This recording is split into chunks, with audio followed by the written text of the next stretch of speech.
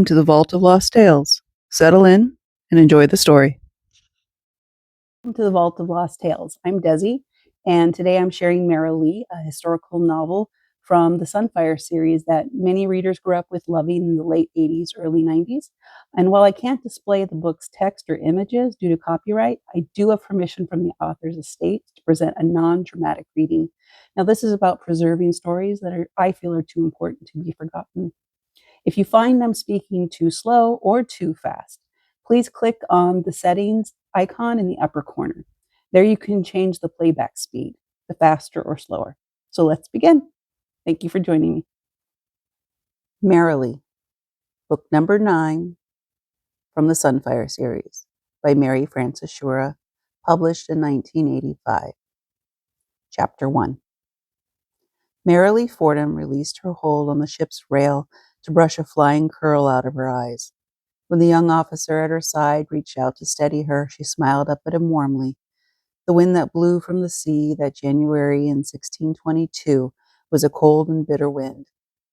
It bloated the sails of the Pride of Gravesend and bent the trees along the James River as it tugged Marilee's auburn hair from under the hood of her mantle. "Virginia is not giving you the warmest welcome, I fear," Philip told her. Marilee laughed softly. "I'm not complaining," she reminded him. Indeed, who among the passengers or crew aboard the Pride could complain about any wind that buffeted them along the Virginia coast? Having survived 4 perilous months at sea, the very sight of land brought a surge of joy and relief. Certainly, Marilee was in no mood to release more flying ringlets to whip about her face. She pursed her mouth and blew at them, only to have them tumble back, obscuring her view. With a sigh, she shoved the curls back under the hood of her mantle and pulled its warmth tighter around herself. Amused as always by her losing battle to keep that bright, abundant hair under control, Philip chuckled and leaned toward her with concern.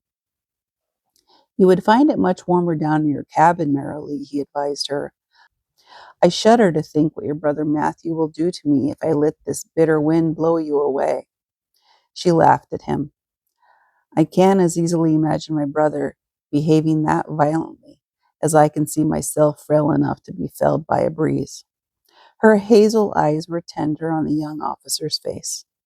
"I may be chilled, Philip, but I can't imagine being cold enough to miss my first sight of Virginia. After all, this will be my home from now on." Although she had spoken the words bravely enough, she had felt the sudden rush of tears to her eyes as the truth in her words. Even as she spoke, she turned her head away so that Philip could not see her face. What had happened to her? She was not at all like the girl she used to be. She hated this business of being sad and fighting tears all the time. Before, she had been happy without even trying. Her father had teased her for being so well named. Marilee she had been named, and Marilee she had gone through her childhood. She'd been the first to see a joke, even if it was on herself. She had opened every dance and was the last to let the tired fiddler put down his bow.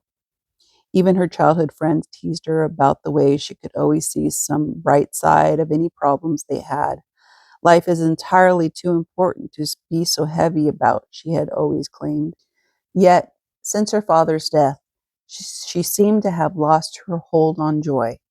The merest thing would fill her hazel eyes with tears, even as they were now. Still, she must not let Philip see that sad face again. Before meeting this young officer of the Pride, she had only known of him as her brother Matthew's dearest friend and agent.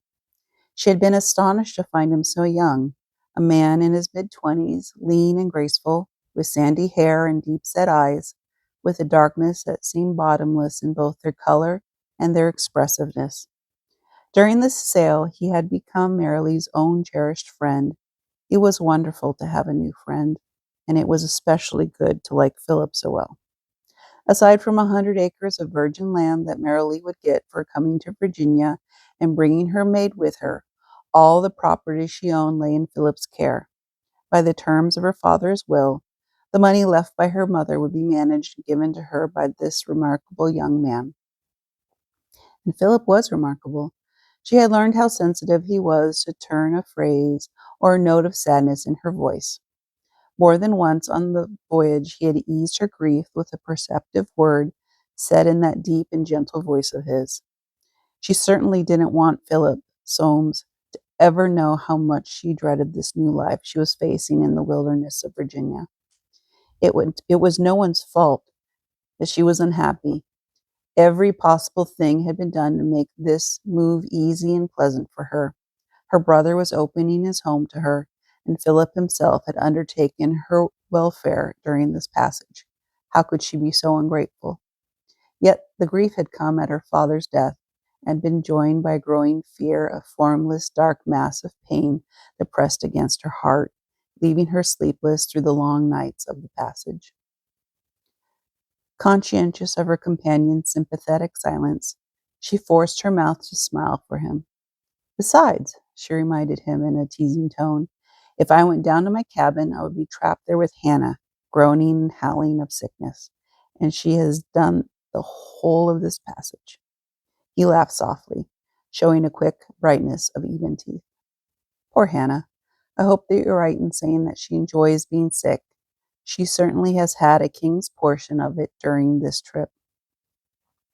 Nobody in the world enjoys worse health than Hannah, Marilee said, nodding briskly.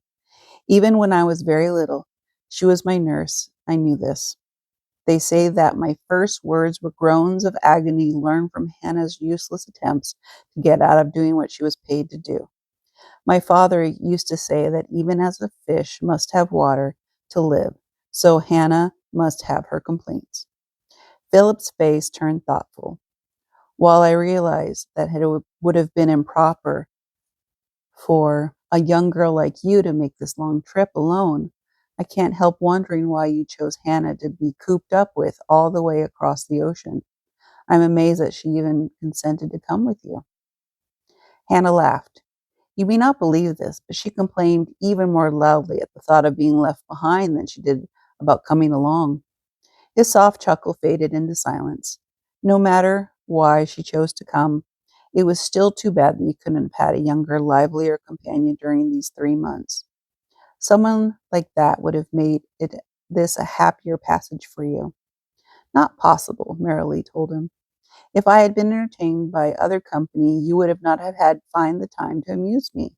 I will always be grateful to you, Philip, for what you have shown and taught me. I will never see a gull floating in drifts of air without being reminded of you. The teacher learned more than the student, he told her. Every growing thing will remind me of you, making me wonder if its leaves or dark bark hide the mystery of your healing art. Possibly, he went on. It is just as well that you didn't bring some merry younger woman with you. You would be sure to lose her within a month of your landing at Jamestown. Some lovely Virginia planter would coax her to the altar as fast as the banns could be read. At least no one would steal your servant Hannah from you, not if they ever hear her chorus of groans. Catching another wisp of that stubbornly flying hair, Marilee looked up at him. All this talk of the scarcity of women in Virginia amazes me. After all, my brother found his wife here. Your brother, Matthew Fordham, is one of a kind, he told her, even as you are, Marilee. Even as if embarrassed by his own words, he returned to the subject of Hannah. Poor old Hannah. Now she must even change the name of her ailment. One cannot be seasick with the sea behind us, and the water of the James River ruffling past our prow. The James River, Marilee echoed softly. She leaned eagerly against the rail to stare across the frothy water toward the land. How wide the James River was, how swiftly it flowed as the tide swept in from the sea, how different it was from the rivers of her beloved England. Without shutting her eyes, she could see the Thames River winding its way through London, laced with bridges, mirroring the great towers and castles of that city. A sob caught in her throat. Not the same as London, is it? Philip asked quietly, as if he could read her mind. Without waiting for a reply, he went on. When I first saw these banks, I had trouble believing them. Only in the king's parks does England have such trees. This country must look as our England did in the past before her forests were cut away. This is the England of yesterday, Marilee, and tomorrow. My tomorrows, anyway, she replied, and I will love it. She promised, nodding as if to convince him as well as herself. I will love Virginia because my brother Matthew is here, and because it was my father's wish that I come.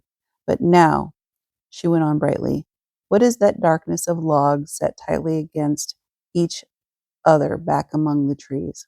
That's Woolston hometown. It's been there since 1619 and is a considerable town it is. The palisades of the fort are made of logs. The stockade around Jamestown is made in the same way, as you will soon see. I see the smoke of fires around the place, she told him. The planters have their homes and fields around the town, with every inch of earth set with tobacco plants. That whole area is known as Martin's Hundred. He took her arm. But look, there, a little up the river, that's the fort of Jamestown, where Matthew lives. His gates are already open wide to greet us. You can be sure that the first moment that our sail was sighted, some man leaped into his boat and rowed up to Jamestown to announce the news. Such arrivals are eagerly awaited. Marilee couldn't restrain her steady flow of questions as the ship made its way upriver. Philip explained how the fortress of Jamestown had been built in a great triangle, running 140 yards along the river at its longest side. See where the corners meet? He pointed them out to her. The watchtowers there are armed with cannons. Marilee was glad enough that as they drew near the fort, the increasing noise made it useless to try to talk. How long would it take for her to get used to this constant talk of danger, of villages surrounded by stockades, with guards and cannons against the world outside? She knew this must be necessary, having heard about the battles with the Indians, but being reminded of these perils chilled her more than the cold wind ever could. The noise came from all directions, from above where the sailors shouted in the rigging, and from around them on the deck, which teemed with activity. As the sails were trimmed for the dropping of the anchor, a swarm of small boats left the shore to swirl around the Pride. Along the shore and the length of the dock, crowds of people, some of them soldiers in scarlet pantaloons, jostled and waved, shouting greetings at the sailors' return. Surely Hannah will hear all this hubbub and come on deck, Philip said. I believe your belongings are all packed and ready to be taken ashore. Marilee nodded. Everything was ready but herself. How she envied Philip, who would spend only a few weeks in Virginia before sailing back to England. And then Philip was different from herself. Philip had something to go back to, his work, his little flat that overlooked the river and friends. Marilee stole a glance at the tall young officer at her side. How well she knew him, how close they had become, how many facets of his personality were apparent to her. She had not exaggerated about how much Philip had taught her about the sea. He knew every bird that passed overhead by name. Gull, rake, and albatross were all familiar to him, as were the great creatures of the sea. More than that, once he discovered what a thrill she got from seeing new sights, he went out of his way to show them to her. Whatever strange sea creatures came within sight of the ship, he would call her from her cabin to come and see.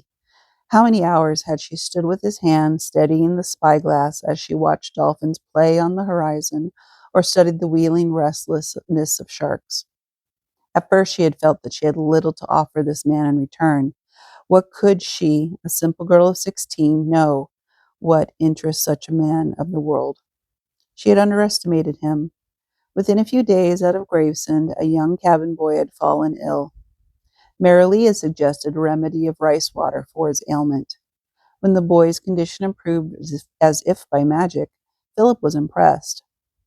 How did you come by such a store of knowledge? He asked, looking at her in amazement. She had shrugged and tried to laugh it off. My mother knew about healing, she told him. Her garden was as rich in herbs and spices as it was in turnips and peas. What she didn't grow, we gathered in the meadows and dried for the winter. He nodded. How fortunate you were to have a mother who could teach you this. Then he looked out to sea thoughtfully. I wonder if you will find her healing herbs in Virginia. God knows there is sickness enough here in need of healing. I wondered about that too, she admitted.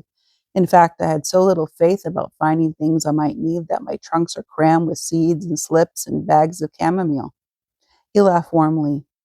That is what I want to see, a flaming beauty like yourself grubbing in Virginia's dirt. Then stay for the first warm earth of spring, she told him. I will be the one down on her knees coaxing seedlings to life. From the first she had wondered what a man so sensitive and attractive in every way had neither a wife nor family. Then one magical night, when even the ship seemed to be sleeping, he had come and whispered for her lock until she woke up, left her bed, and came up on board with him. The moon had been full, glowing orb that had laid a path of light to the end of the world. Through it a school of giant whales was moving, churning the water of frothy lace, lifting fountains of light into the air with their great gasping exhalations. When these giants had passed, leaving the sea still again, he had talked to her about the loneliness of his life. I've thought about marriage, he had told her, carefully avoiding her eyes. Each time my ship nears harbor, I see the anticipation of the men around me and think of what a joy it would be to have some loving wife waiting for me too. Then he shook his head. But even if the woman lived who would fulfill my unreasonable dreams, I doubt if I would have the courage to ask her to marry me. The wife of a seafaring man has no life to envy all those months of prayer and fear and waiting. He fell silent for a moment before adding, I remember too well my mother's grief and my own. But then he had turned to joking because, like herself, he was not a person who liked to spend words on solemn talk. Can a man who is not at home enough to keep a cat expect to satisfy a wife? She pressed her eyeballs tightly shut to hold back the tears. All that lay in England for her lay underground. Her mother, dead these many years, and now her father, so recently lost that the fragrance of the flowers on his grave still lingered in her head when she had boarded the Pride for this journey. Marilee, Chapter 2. Philip was called away from Marilee's side on ship's business. During the brief time he was gone, the beach between the river's edge and the open gates of the fort became completely covered with people who pressed together, shouting and waving at the crew and passengers on board the ship. Marilee wished they would hold still instead of moving around so much. She knew that Matthew would be there, but she had seen no one who possibly could be him. By the time Philip returned, she had been struck by a sudden panic. She seized his arm almost frantically. I've just had the most frightening idea, she told Philip. Will I recognize Matthew? How will I pick him out from all that crowd? I'm not even sure I know what he looks like.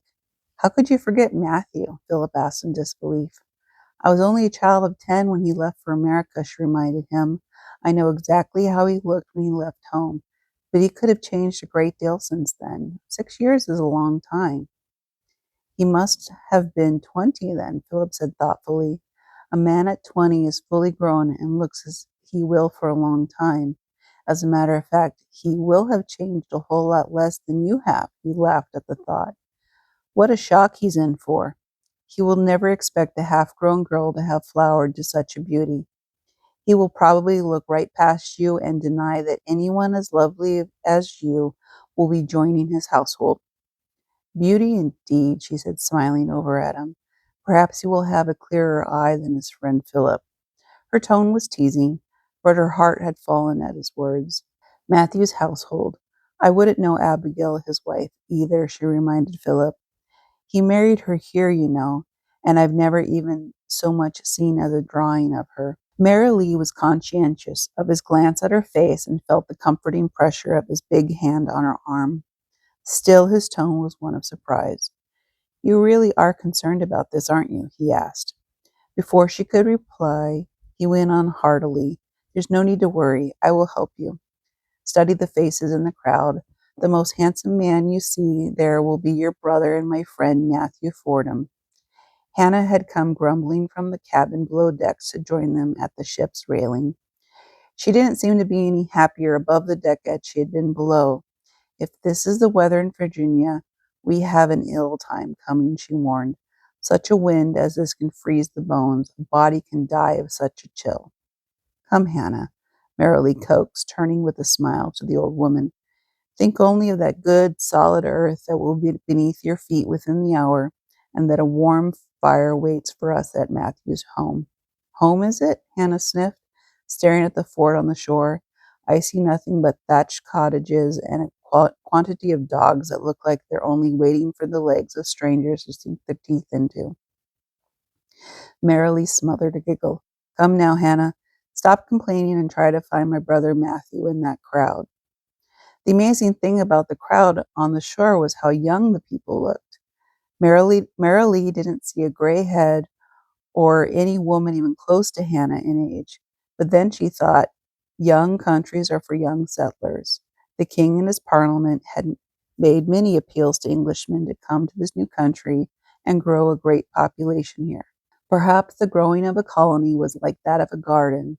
The younger the sapling, the easier it transplanted to new soil. Still, searching for Matthew's face, her attention was caught by a young man who was moving through the crowd, working his way toward the deck. "The most handsome man you'll see," Philip had said. Surely there was no man under the Virginia sky more handsome than this gentleman, who smiled as he walked among the people on shore. She was not sure that she had seen anyone more appealing than all of New England. He too was young, not looking a day over 20, if that. Even from this distance she could catch the brightness of a smile as he spoke to people he passed. His mouth was wide and warm with humor, under eyes that seemed to hold glints of aloof laughter. Never, except on a child, had she seen such fair hair or curls that fell so gracefully upon a spotless linen collar. He was as slender and elegant in dark silks, with an explosion of white ruffles under his cleft chin. The gilt of his shoe buckles caught the light, and his firm legs were well formed in pale white stockings. He couldn't be Matthew, of course, since all the Fordham family shared the same rich auburn hair. But he was so wonderful to look at that she kept watching him as he drew nearer. Although she said nothing about him, she might as well have commented on him. Philip Soames followed her gaze, stiffened at her side, and made an astonishing sound in his throat, almost like an animal's growl of anger. Then, as if growling were not much, he almost barked at her. "You have forgotten much," he said crossly. "But you would confuse a fine man like your brother with Michael Braden?" She stared at Philip, amused. It wasn't like him to turn so angry all of a sudden. "You can't deny he is handsome," Marilee said, put off a little by his unexpected rebuke.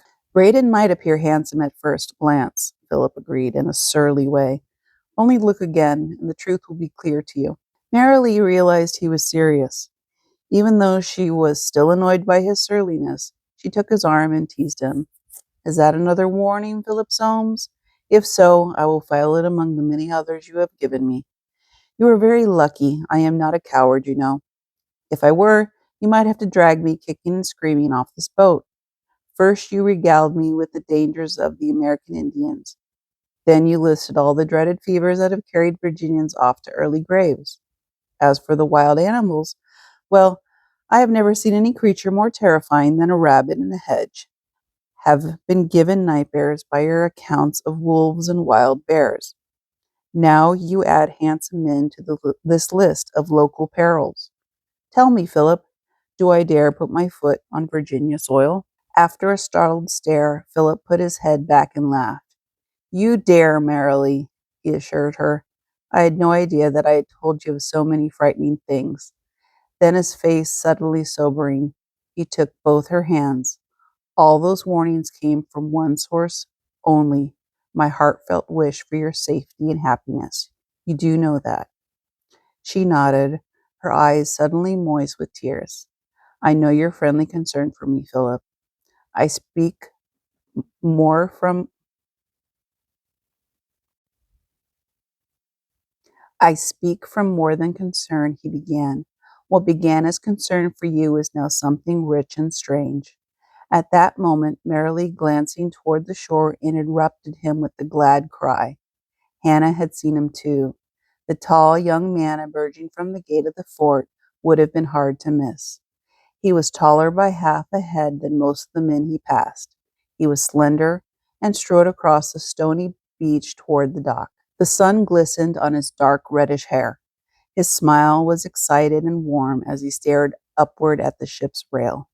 Before Marilee could catch her breath, the air was rent with a wail. Hannah, her hands before her face, began to cry, helplessly muttering prayers between her sobs. "It's him," she wailed, "the master himself in life in that boy." Marilee knew that should turn to the old woman with comfort. She knew that she must make Hannah stop wailing before Matthew drew near enough to hear her. She knew all this, but she stood frozen. Her own tears flowed unheeded, chilling her cheeks and falling on the wool of her cloak. Her father in life. Marilee's heart went out to this brother who was so like her dead father. His walk was the same, careless and free. His smile crooked at the same wonderful angle. Even Matthew's hair, given a toss of gray at the temple, was the same rich auburn that her father had worn to his grave. Through the haze of tears, Marilee felt an eerie coldness grip at her heart. Even as he moved toward her, Matthew grew hazy, his outline becoming unclear. It was as if he, like their father, was fading into death before her very eyes. "Matthew," she whispered over and over, gripping at the rail, feeling her knees shake. Philip caught her by the arms and supported her. His voice, filled with tender concern, seemed to come from a long way off. "Marilee," he said urgently, "are you all right? What is wrong?" She forced herself from that faint, dizzy place and struggled to make her voice firm and reassuring. As her eyes cleared of that hideous fuzziness, she looked up into Philip's face. The shock, she tried to explain. She didn't dare tell Philip or anyone what a dreadful fantasy had filled her mind. Simply to tell of such a thought might give it power. "It was the joyful shock of seeing Matthew again," she stammered, "after so long a time." While Philip did not take his supporting arm away, he did seem to appreciate her explanation. "My dear," he said softly. The long boats were let down and set afloat on the choppy tide, and the trunks and cases were lowered onto them. Soon Marilee herself was rocking in that slim craft with Hannah, silent at last from terror in the seat behind her. Matthew did not wait for his sister's boat to be tied as it scraped against the dock. He leaned in and lifted Marilee into his arms as if she were a doll. How tightly he held her, so tightly that she would not have been able to draw a breath if she had one to draw. His hair smelled of sunshine, and his cheek against her own was rough in that same manly way that her father's had been. His voice, whispering her name over and over, might have been her father's voice. When he set her on his feet on the dock, he smiled into her face. How rich with life he was. Smooth skin, shining hair, eyes glistening on her own. How could her mind have tricked her into such a vision of death? "Welcome, beloved Marilee," he said warmly. "Welcome home."